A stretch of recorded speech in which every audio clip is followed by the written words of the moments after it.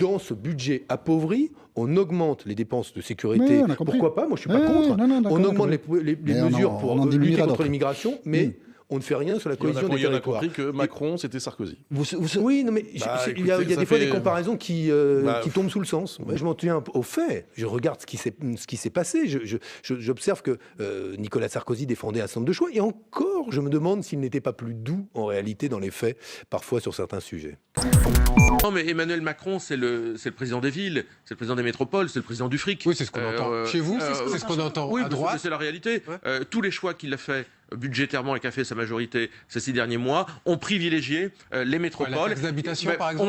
On visait aussi à déconstruire, la taxe d'habitation, j'y viens, les communes, ce qui fait les équilibres territoriaux de notre pays. Il n'y a pas un maire en cette période de vœux qui ne souligne combien l'État maltraite les communes. Oui. Le premier pays qui envoie des demandeurs d'asile en France, c'est l'Albanie. Le deuxième, c'est Haïti. Donc on voit bien qu'ils viennent pour des raisons économiques et qu'ils fuient pas la guerre, contrairement à ce qu'on nous a raconté partout. Pour autant, il y en a qui fuient la guerre, la Libye, la Syrie. Une petite partie. Ceux-là, il faut les accueillir? Non, je crois qu'il faut pas les accueillir en France. Je crois qu'il faut organiser des. Donc on met on porte un coup à notre tradition d'accueil. Non, mais je crois qu'il faut en finir avec l'idée qu'on devrait accueillir systématiquement des gens sous prétexte qu'ils fuient la guerre. Il faut organiser des corridors humanitaires. Je trouve que toutes les idées, même celles qui semblent parfois les plus farfelues, doivent être étudiées. Je dis juste qu'il y a déjà des grandes infrastructures européennes qui sont compliquées à financer. Je pense par exemple au Lyon-Turin. Réalisons déjà les infrastructures qui sont commencées avant d'en envisager de nouvelles. Pas d'urgence pour un pont.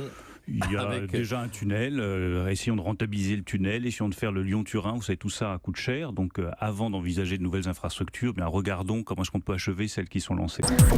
Tenu la promesse de faire le tour de ce dossier, d'avoir une mission confiée à des personnalités, je l'ai dit, indépendantes, pour essayer de voir quelles étaient toutes les solutions possibles dans les mois qui viennent. Je l'ai dit, ce dossier siffle la fin des ZAD dans ce pays. C'est là que l'on jugera notre capacité de ce gouvernement d'appliquer l'autorité de l'État.